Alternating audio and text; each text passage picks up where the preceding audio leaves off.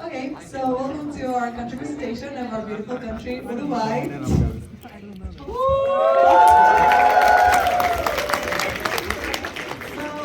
you may or may not know, but we are the only three Uruguayans in Muni at the moment.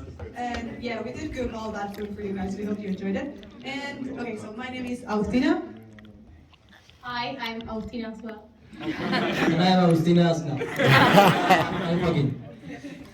Yeah, okay, so we're gonna start with our country, so bienvenidos a Uruguay. Okay. So we are not Paraguay. We know it sounds similar, but we are not Paraguay. We have a similar name, not the same country, both in South America, again, not the same country. Also, we're not Argentina. And yeah, although we sometimes can distinguish ourselves from them, we're pretty similar in the way we talk and our culture and everything. We're not the same, and they kind of wish they were us because we're, of course, better. And we're not from Spain. And the fact that we speak Spanish does not mean we're from Spain. It just means we were colonized by them. So yeah, not everyone, not everyone that speaks Spanish is from Spain, people. Okay, hi everyone. So now that we know what we are not, let me tell you some basic facts that we think you should know about our country. So Uruguay is that tiny country over there. It's in South America, and it's like located between two major big countries in size that are Brazil to the right and Argentina to the left. Brazil and Argentina are both in the top 8 of the biggest countries in the world. So that may seem us look smaller, but actually, if you look at that picture, we are 2.2 times the size of Czech Republic. So maybe not that small after all. Okay, so some basic facts. A little background of our name. There's a river that is called Rio Uruguay, or Uruguay River. That means River of the Painted Birds in Guarani, which is our native language around the 1500s. And our capital city is Montevideo. It's that tiny city over there in the south of our country. And even though it's the smallest state, it holds half of our population. And our currency is pesos uruguayos. Okay, so fun fact, we have the longest national anthem in the world. It lasts about 5 minutes, and it's very beautiful. Also, we are one of the main meat producers in the world per capita, and we have the record of being the country with the highest consumption of meats per capita in the world. And Uruguay is a country that lies along the Atlantic Ocean, and we have a very nice warm climate all year. So we're dying here. We are. Okay, so a little bit about what our landscape looks like. We don't have mountains or hills or anything. This is actually our highest points in the whole country. It's 500 meters. So next slide, please. What we do have is beautiful beaches. We also these beaches a lot. They're actually one of the most beautiful beaches in South America. We have 660 kilometers of coastline, and we as Uruguayans tend to go to the beach a lot in summer, and it attracts a lot of tourists as well. And this is what you will see when there's no beach, just meadows and lots of countryside. Actually, kind of 85% of our territory, it's just this, cows and soil and lots of meadows. Yeah. And this is just an extra slide that we wanted to share with you guys. I don't know why we're kind of obsessed with sunsets. They are very beautiful in our country. I don't know why, the climate, the view, whatever. And we wanted to include our friends as well in the presentation. So we asked them, our Uruguayan friends, to send us their prettiest picture of the Uruguayan sunset to share with you. We also tag them on the credits. I don't know. And yeah, for them to show you their favorite. Okay, so in Uruguay we are 3 million people. But actually, we're more like 3.5 million people. And yeah, it's not much. But we kind of like being 3 million, and let's see why. So, yeah, pretty self-explanatory. We can see how Argentina more than doubled the population, and Mexico more than tripled their population in the last 60 years. No, we just didn't. But let's compare with something more comparable. So, yeah. So here we can see Uruguay against some other 3 Latin American countries.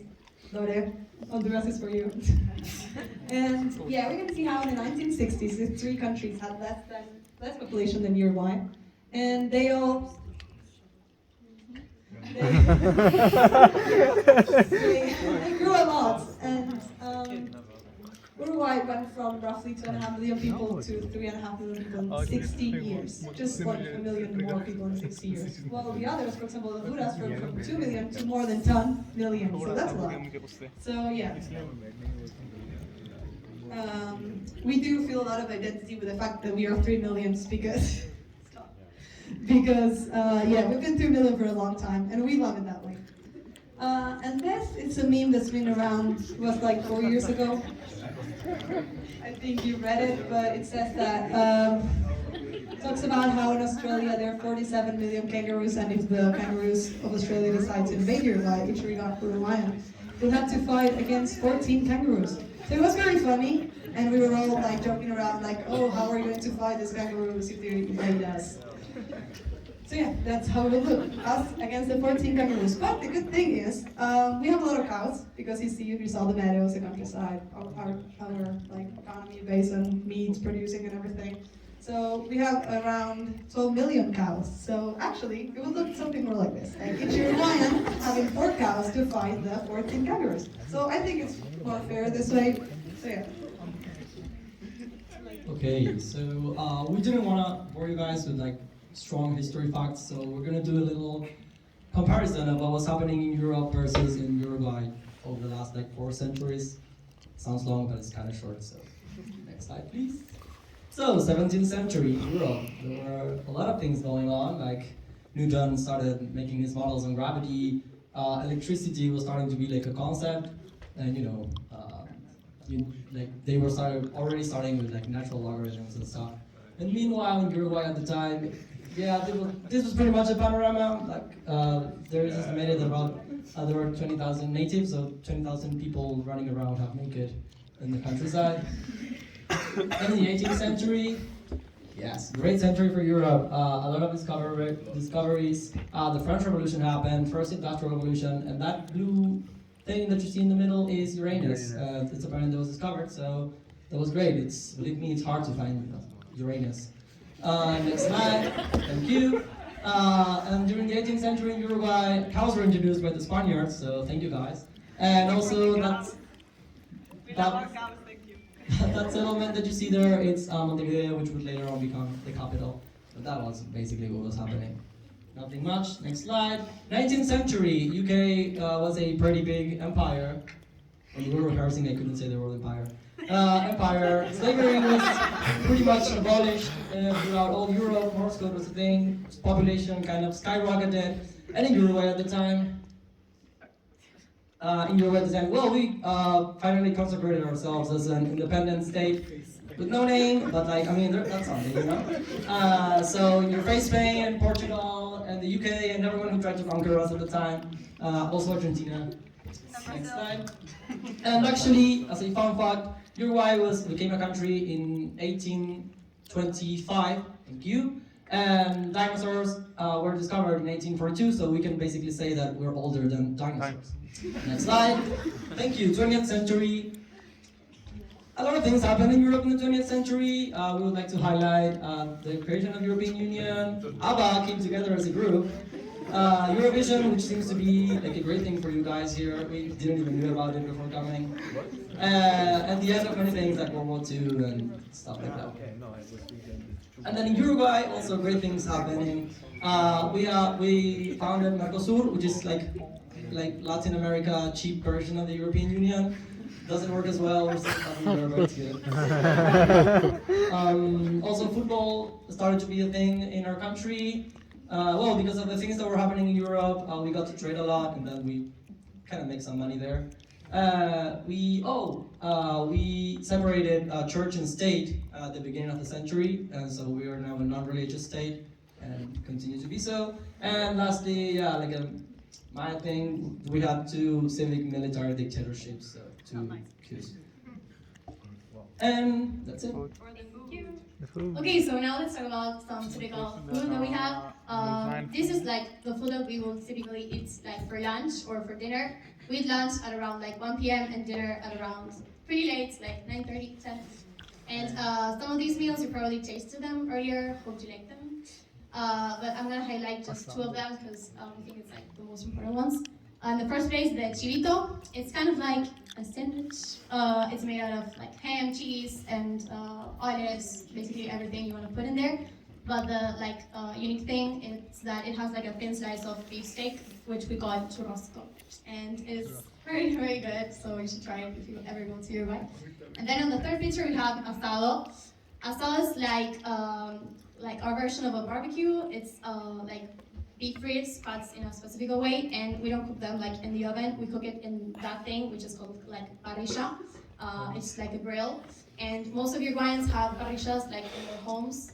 So it's like very typical for us to get together with friends or family, just like to eat asado.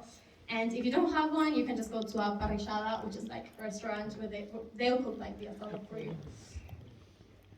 And here are the foods that we eat for like dessert or breakfast, snack or merienda, which is like what we eat before lunch and dinner at around 5 p.m. And the key element here is dulce de leche, which I hope you tried. We love it.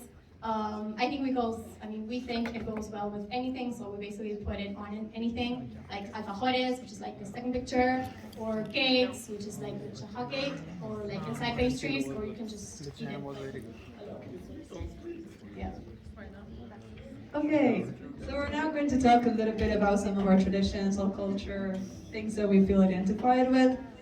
And yeah, we're going to start with this. It is Patria Gaucha. This is like a festival held every year. It lasts for 5 days, and it takes place in Tacuarembó. It's a state in the northernmost part of the country. And well, basically it's like a competition between groups. They make points, whatever. But that's not the important thing. The important thing is that it kind of embraces the figure of the gaucho. You can see up in the right, that's the gaucho. It's like the national figure in some way. He's always around with his horse, the boots, in the countryside, that kind of thing. And this festival and party is to just embrace that. So there are parades with people dressed as gauchos, holding the flag, the women dressed with these beautiful skirts, and they make also like horse riding events. They make asado, a lot of asado. We love asado. And also there's like this huge music stage and there's a lot of people. And that right there is my sister, so she likes to ride horses. You don't ride cows. Okay, so keeping up with the traditions, this is a very important tradition for us. It's called Carnaval and Candomblé. So Carnival, it's like a festival. We have the longest carnival in the world because it lasts like from mid-January to mid-March. And it has, we can talk about hours, like about the carnival, but I'm just gonna keep it like simple for you. So the carnival, it has like two parts. The first part, it's what we call like the candombe, which is like our national dance. And there are a lot of parades involved. So you can see like guys dressed up and playing drums, and lots of like women with costumes dancing in the street. And it's really fun. Also, it's in summer, because summer for us, it's like January and February.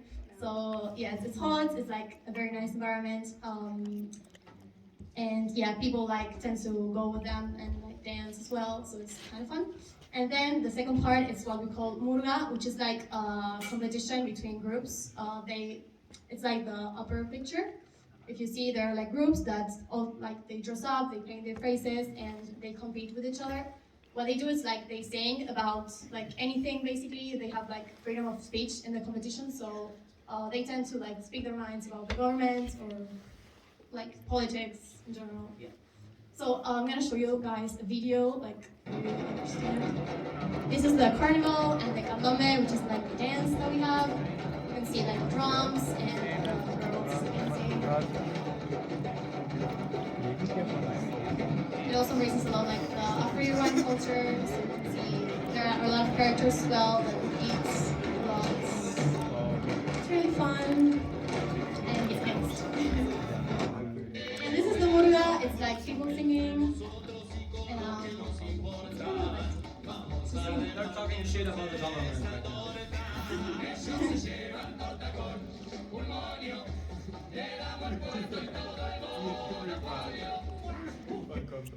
Okay.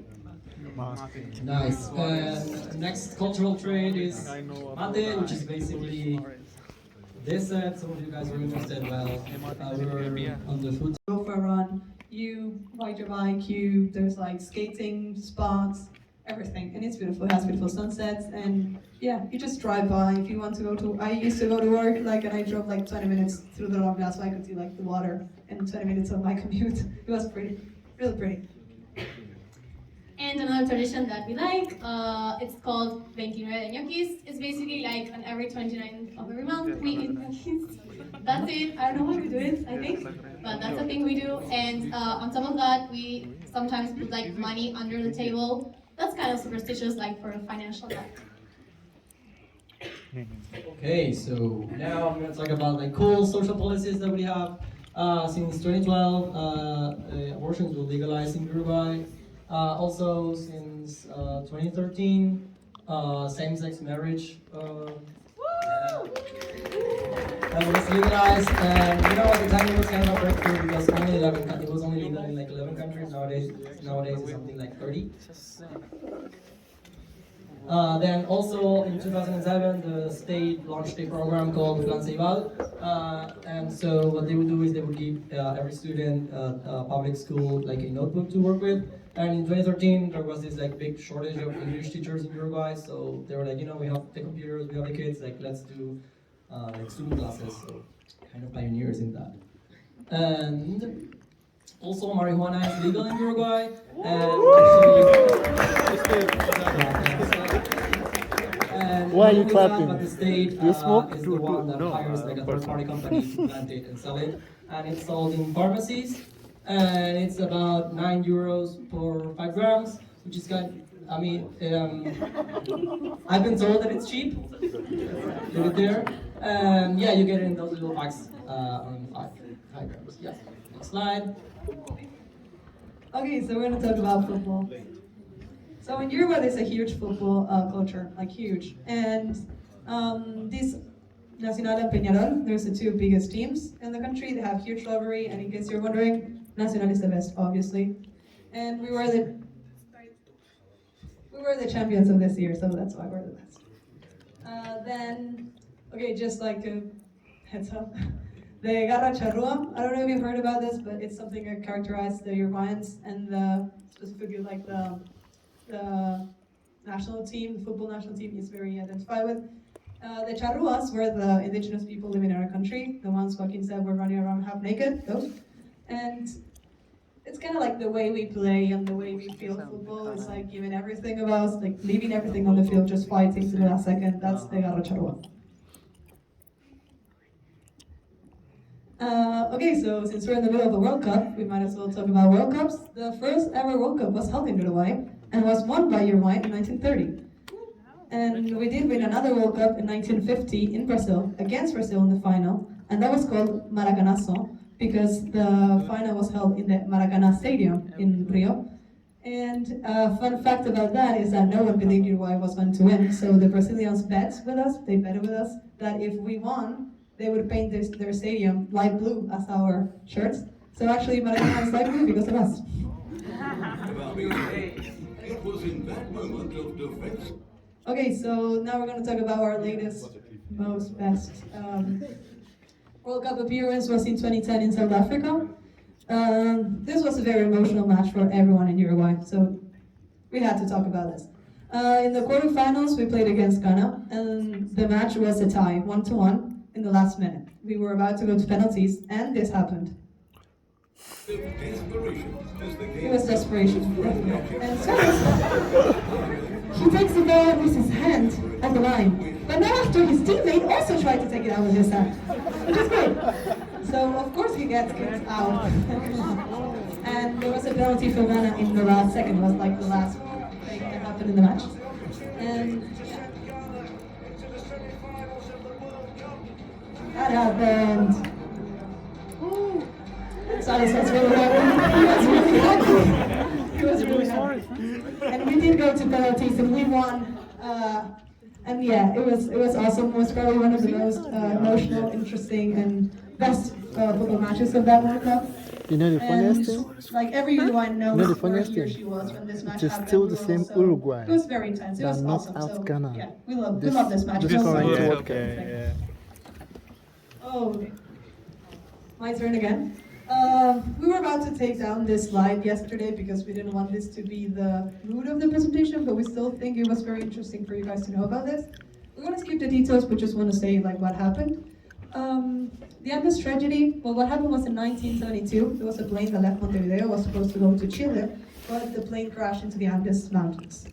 And skipping the details, what happened was that there were only 16 survivors out of the 45 people on the plane, which included a school rugby team, so very young people, probably our age.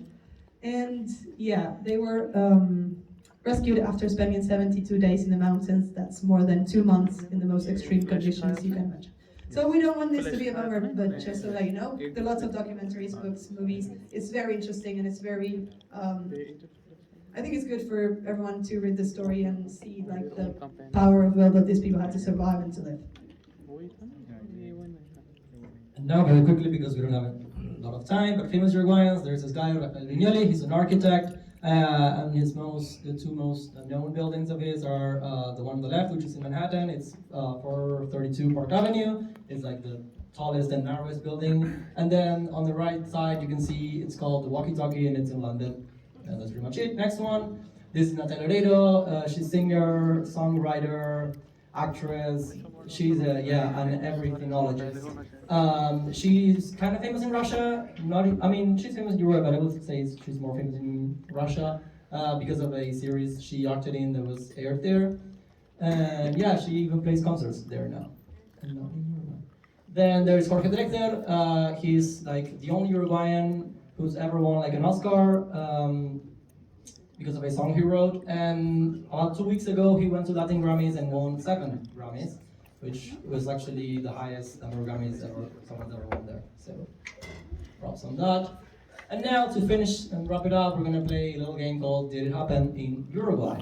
So what we're gonna do is we're gonna show you guys like headlines of news, and you're gonna have to guess like if they happened in Uruguay or not.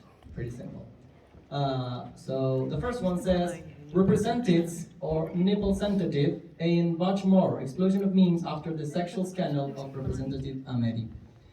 Basically what happened is during COVID times, parliament sessions were held in like Zoom calls, and there was this representative who did not know he had his camera on, and so his wife came in the room and he sucked her tits. Oh gosh. Quite scandalous. So do you guys think this happened in Uruguay? Raise your hand if you think you do. Oh my god. Okay, next slide. What kind of people do you think we are? This actually happened in Argentina during COVID times. Thankfully, we're not that scandalous. Okay, next one. Okay, so news number 2. It's pretty self-explanatory. Basically, a cow stopped a football match somewhere. Do you think this guy's happened in a country? Yes, of course. So in case you haven't noticed, we like cows are things, so sometimes they want to play football with us as well. Oh, this one's fun. So 200 kilograms of marijuana go missing, and the police blames it on the rats. It's hard to protect the drugs from these animals, official agents say. Do you think this happened in Uruguay? Raise your hands. Okay, next slide. No, it did not happen. Even though it wouldn't surprise us, this happened in India actually, like 2 weeks ago. Yeah, this was in the news. Another one, sea lion that climbed to the roof of a car in a parking near the coast. Do you think the sea lion was in a car in Uruguay, yes or no? Raise your hand, people, come on, don't be shy. Okay. Yes, it did happen. This happened in Punta del Este, which is a city in the coast. And yeah, there are lots of these animals, and apparently they like to take nap in inappropriate places. Also, fun fact, that parking, it's my apartment in Punta del Este, so I received like thousands of videos and messages that day saying like, there's a sea lion in your apartment. Yes, I know. Oh, another one. So, a country we're not going to reveal is in red alert due to a possible locust invasion, those little animals. Do you think this happened in Uruguay or not?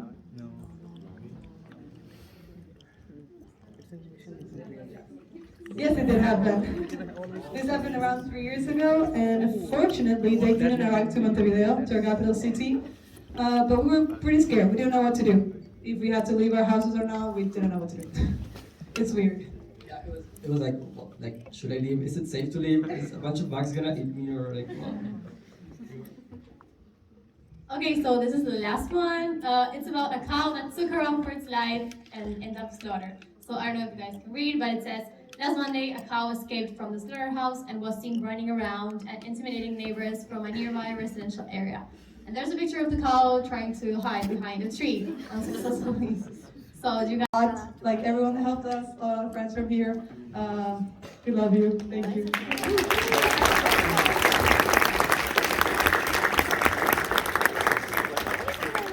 Are you making a video with